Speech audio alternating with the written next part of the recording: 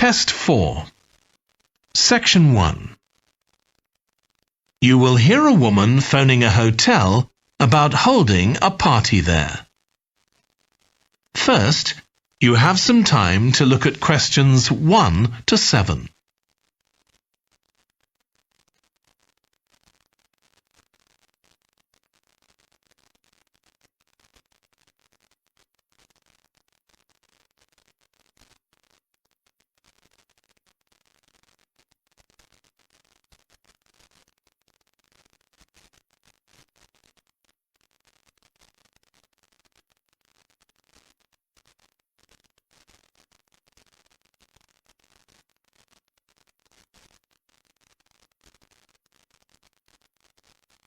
You will see that there is an example that has been done for you.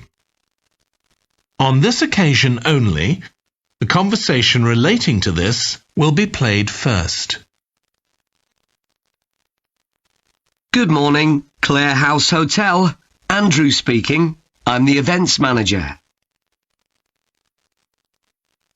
Andrew is the events manager. So events has been written in the space. Now we shall begin. You should answer the questions as you listen, because you will not hear the recording a second time. Listen carefully and answer questions 1 to 7. Good morning, Clare House Hotel. Andrew speaking. I'm the events manager. Good morning, Andrew. My name's Samantha. I'm arranging a party for my parents' 50th wedding anniversary, and I'm ringing to ask about hiring a room sometime next September. Also, my parents and several of the guests will need accommodation. OK, I'm sure we can help you with that. Will you be having a sit-down meal or a buffet? Probably a sit-down. And do you know how many people there'll be? Around 80, I think. Well, we have 2 rooms that can hold that number. One is the Adelphi room. That can seat 85, or hold over 100 if people are standing for a buffet. Right. If you have live music, there's room for 4 or 5 musicians in the gallery, overlooking the room. Our guests usually appreciate the fact that the music can be loud enough for dancing, but not too loud for conversation. Yes, I really don't like it when you can't talk. Exactly. Now, the Adelphi room is at the back of the hotel, and there are French windows leading out onto the terrace. This has a beautiful display of pots of roses at that time of the year. Which direction does it face? Southwest. So that side of the hotel gets the sun in the afternoon and early evening. Very nice. From the terrace, you can see the area of trees within the grounds of the hotel, or you can stroll through there to the river. That's on the far side, so it isn't visible from the hotel. OK. Then another option is the Carlton room. This is a bit bigger. It can hold up to 110 people. And it has the advantage of a stage, which is useful if you have any entertainment, or indeed a small band can fit onto it. And can you go outside from the room? No, the Carlton room is on the first floor, but on one side the windows look out onto the lake. Lovely. I think either of those rooms would be suitable. Can I tell you about some of the options we offer in addition? Please do. As well as a meal, you can have an MC, a master of ceremonies, who'll be with you throughout the party. What exactly is the MC's function? I suppose they make a speech during the meal if we need one, do they? That's right. All our MCs are trained as public speakers, so they can easily get people's attention. Many guests are glad to have someone who can make themselves heard above the chatter. And they're also your support. If anything goes wrong, the MC will deal with it, so you can relax. Great. I'll need to ask you about food, but something else that's important is accommodation. You obviously have rooms in the hotel, but do you also have any other accommodation? Like cabins, for example? Yes, there are 5 in the grounds, all self-contained. They each sleep 2 to 4 people and have their own living room, bathroom and small kitchen. That sounds perfect for what we'll need. Before you hear the rest of the conversation, you have some time to look at questions 8 to 10.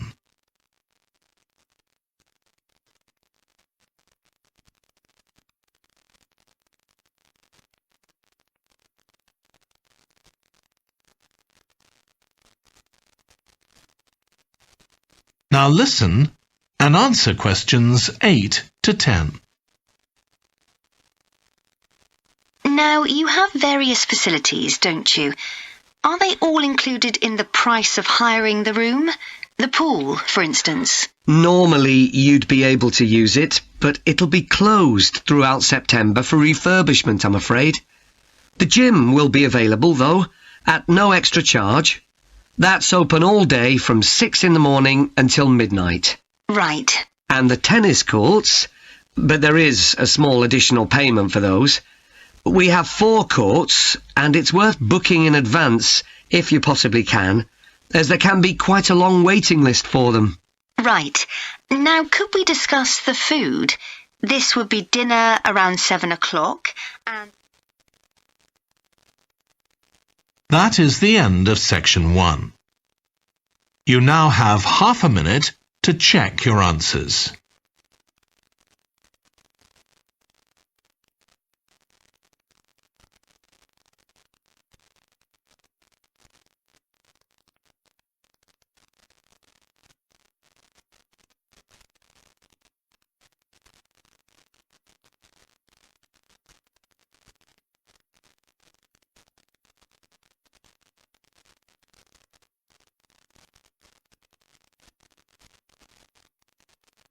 Now turn to section 2.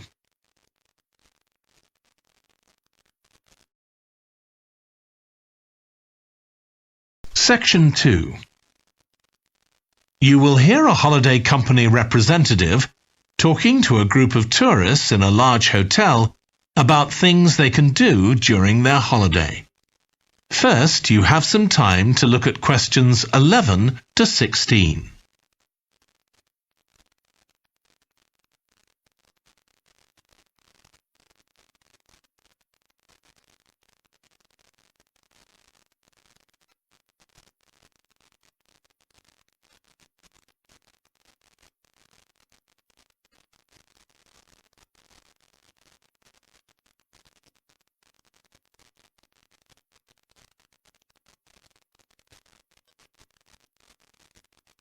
Now listen carefully and answer questions 11 to 16.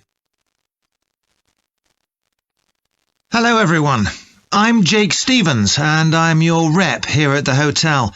I'm sure you'll all have a great time here. So, let me tell you a bit about what's on offer. I'll start by telling you about some of the excursions that are available for guests. One thing you have to do while you're here is go dolphin watching. On our boat trips, we pretty well guarantee you'll see dolphins. If you don't, you can repeat the trip free of charge. We organise daily trips for just €35. Unfortunately, there aren't any places left for this afternoon's trip, but come and see me to book for later in the week. If you're energetic, I'd recommend our forest walk. It's a guided walk of about 7 kilometres. There'll be a stop halfway, and you'll be provided with a drink and sandwiches. There's some fairly steep climbs up the hills, so you need to be reasonably fit for this one, with good shoes. Oh, and bring a waterproof in case it rains. It's just €25, all-inclusive, and it's every Wednesday. Then on Thursdays, we organise a cycle trip, which will give you all the fun of biking without the effort. We'll take you and your bike up to the top of Mount Lana and leave you to bike back. It's a 700-metre drop in just 20 kilometres, so this isn't really for inexperienced cyclists, as you'll be going pretty fast. And if it's a clear day, you'll have fantastic views.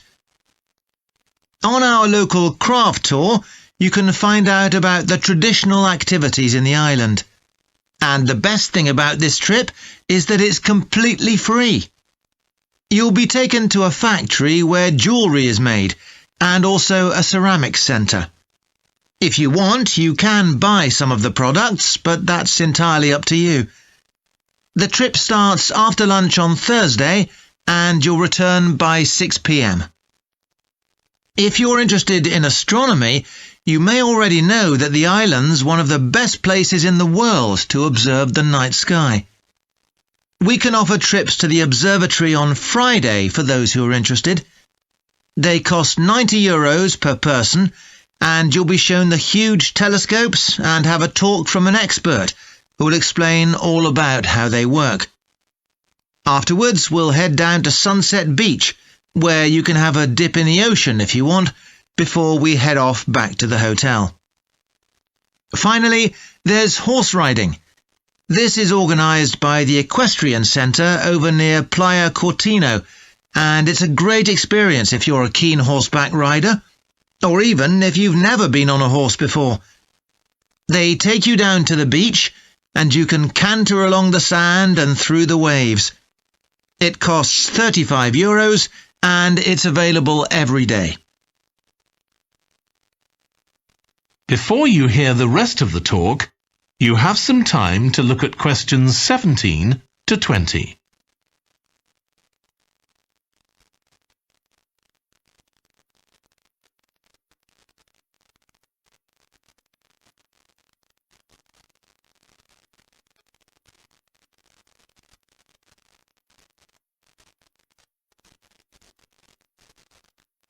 Now listen and answer questions 17 to 20. So, there's plenty to do in the daytime, but what about nightlife? Well, the number one attraction's called Musical Favourites. Guests enjoy a 3-course meal and unlimited free drinks, and watch a fantastic show, starting with musicals set in Paris, and then crossing the Atlantic to Las Vegas, and finally Copacabana. At the end, the cast members come down from the stage, still in their stunning costumes, and you'll have a chance to chat with them. It's hugely popular, so let me know now if you're interested, because it's no good leaving it until the last minute. It's on Friday night. Tickets are just €50 each, but for an extra €10, you can have a table right by the stage. If you'd like to go back in time, there's the Castle Feast on Saturday evening.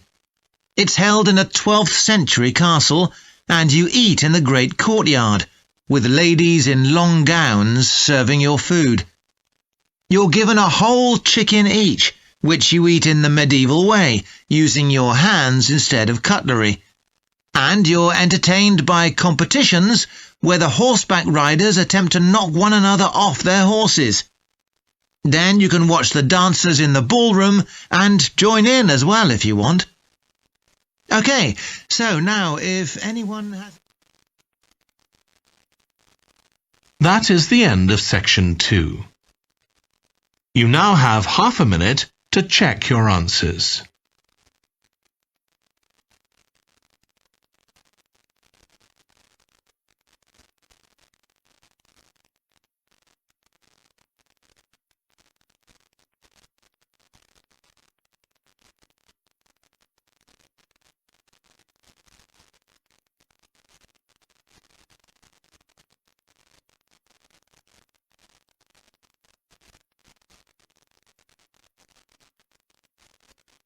Now turn to section 3.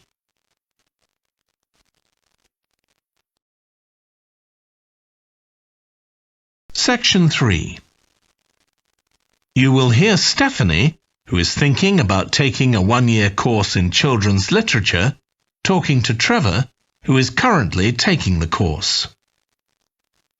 First, You have some time to look at questions 21 to 25.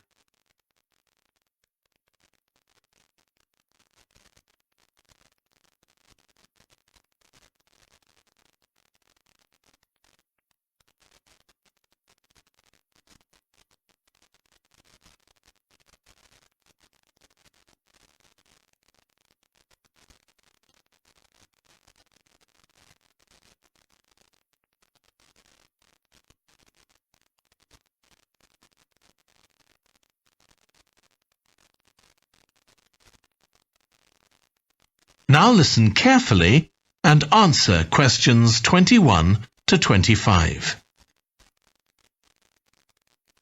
Hello, Trevor. Hello, Stephanie.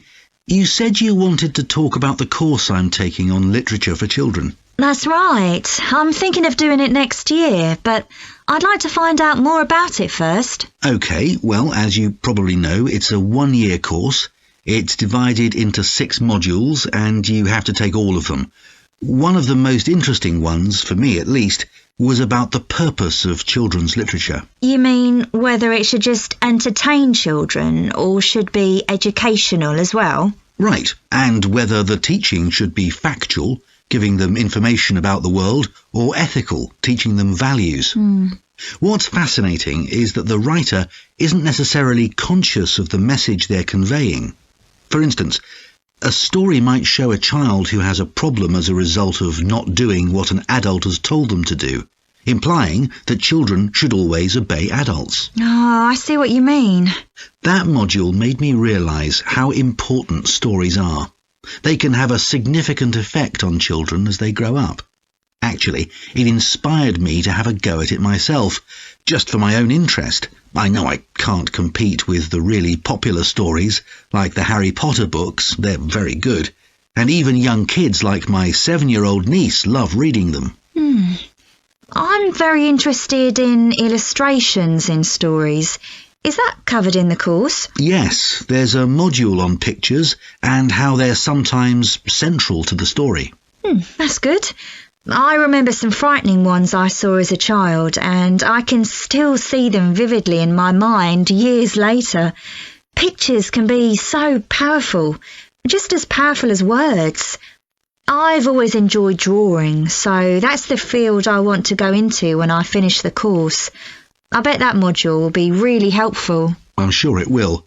We also studied comics in that module, but I'm not convinced of their value, not compared with books. One of the great things about words is that you use your imagination, but with a comic you don't have to. But children are so used to visual input on TV, video games and so on.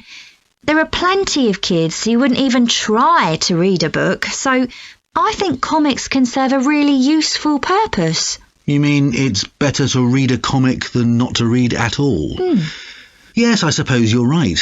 I just think it's sad when children don't read books. What about books for girls and books for boys? Does the course go into that? Yes, there's a module on it.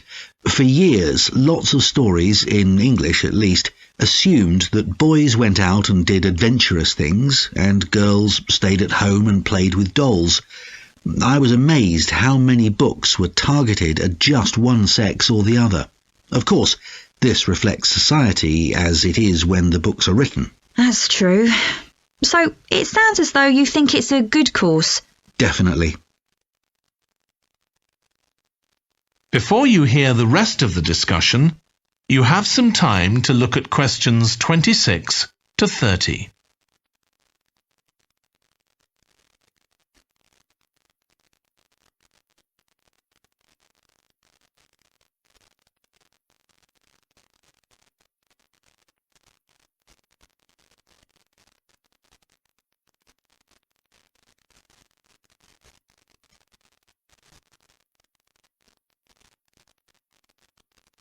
Now listen and answer questions 26 to 30.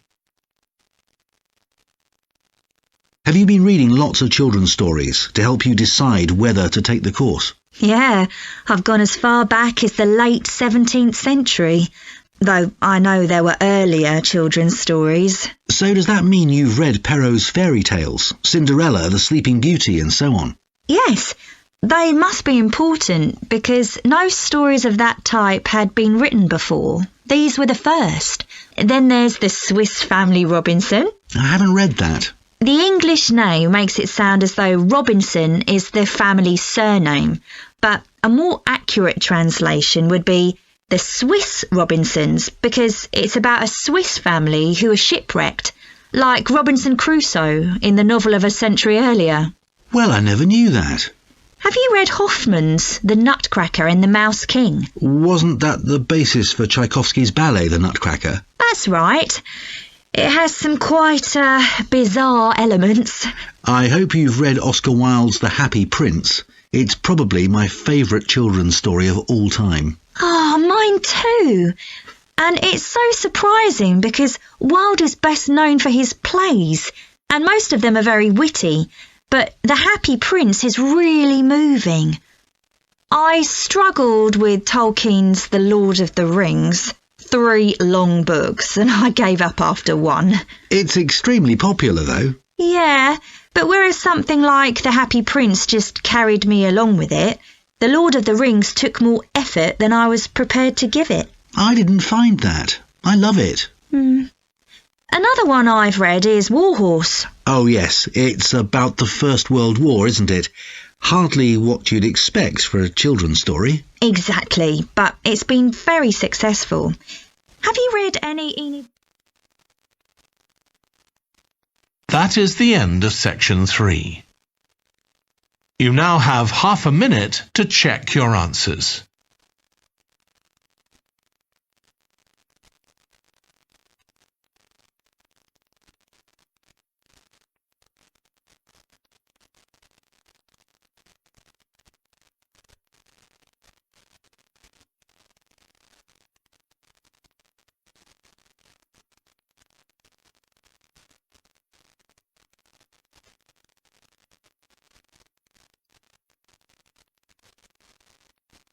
Now turn to section 4.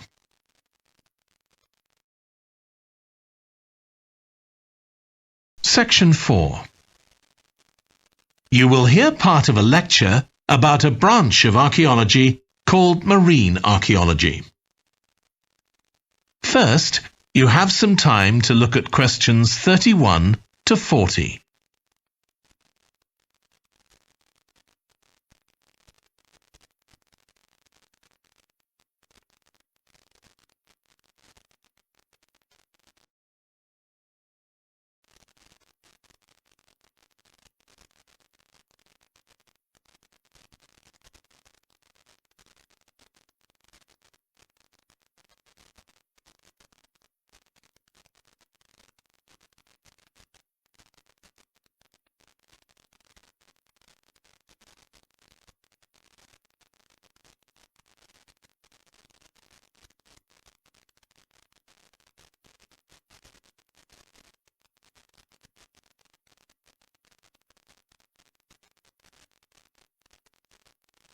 Now listen carefully and answer questions 31 to 40.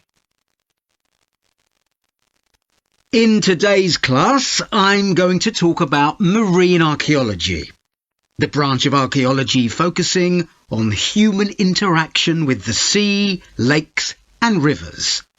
It's the study of ships, cargoes, shipping facilities and other physical remains. I'll give you an example, then go on to show how this type of research is being transformed by the use of the latest technology. Atlit Yam was a village on the coast of the eastern Mediterranean, which seems to have been thriving until around 7000 BC. The residents kept cattle, caught fish, and stored grain. They had wells for fresh water. Many of their houses were built around a courtyard and were constructed of stone. The village contained an impressive monument, 7 half-ton stones standing in a semicircle around a spring that might have been used for ceremonial purposes. Atlit Yam may have been destroyed swiftly by a tsunami, or climate change may have caused glaciers to melt and sea levels to rise, flooding the village gradually. Whatever the cause, it now lies 10 metres below the surface of the Mediterranean, buried under sand at the bottom of the sea. It's been described as the largest and best preserved prehistoric settlement ever found on the seabed. For marine archaeologists, Atlit Yam is a treasure trove. Research on the buildings, tools, and the human remains has revealed how the bustling village once functioned, and even what diseases some of its residents suffered from. But of course, this is only one small village, one window into a lost world. For a fuller picture, researchers need more sunken settlements, but the hard part is finding them. Underwater research used to require divers to find shipwrecks or artifacts, but in the second half of the 20th century, various types of underwater vehicles were developed, some controlled from a ship on the surface, and some of them autonomous, which means they don't need to be operated by a person. Autonomous underwater vehicles, or AUVs, are used in the oil industry, for instance, to create maps of the seabed before rigs and pipelines are installed.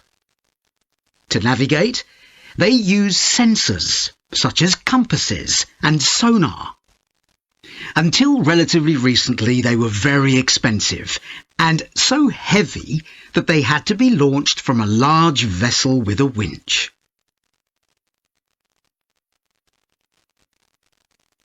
But the latest AUVs are much easier to manoeuvre. They can be launched from the shore or a small ship, and they're much cheaper, which makes them more accessible to research teams. They are also very sophisticated. They can communicate with each other and, for example, work out the most efficient way to survey a site or to find particular objects on the seabed. Field tests show the approach can work. For example, in a trial in 2015, 3 AUVs searched for wrecks at Marzi off the coast of Sicily. The site is the final resting place of an ancient Roman ship, which sank in the 6th century AD, while ferrying prefabricated marble elements for the construction of an early church. The AUVs mapped the area in detail, finding other ships carrying columns of the same material. Creating an internet in the sea for AUVs to communicate is no easy matter. Wi-Fi networks on land use electromagnetic waves, but in water these will only travel a few centimetres. Instead, a more complex mix of technologies is required.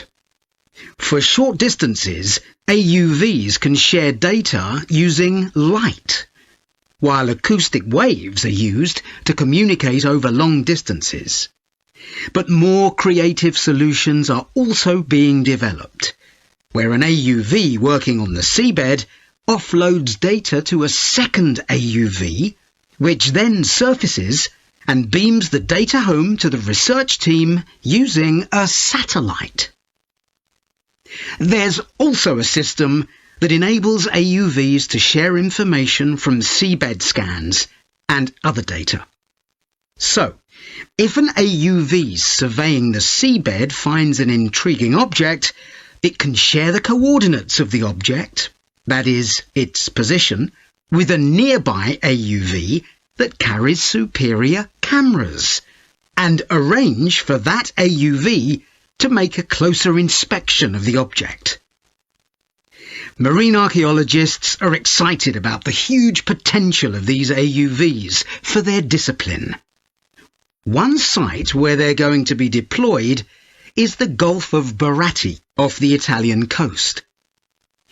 In 1974, A 2,000-year-old Roman vessel was discovered here in 18 metres of water. When it sank, it was carrying medical goods in wooden or tin receptacles. Its cargo gives us insight into the treatments available all those years ago, including tablets that are thought to have been dissolved to form a cleansing liquid for the eyes. Other Roman ships went down nearby, taking their cargoes with them. Some held huge pots made of terracotta. Some were used for transporting cargoes of olive oil, and others held wine. In many cases, it's only these containers that remain, while the wooden ships have been buried under silt on the seabed. Another project that's about to be... That is the end of section 4. You now have half a minute to check your answers.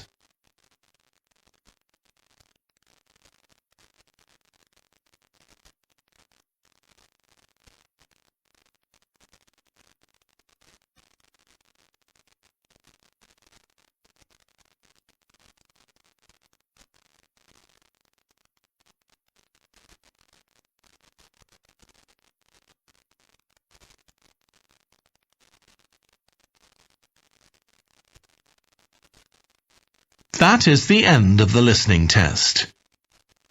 In the IELTS test, you would now have 10 minutes to transfer your answers to the answer sheet.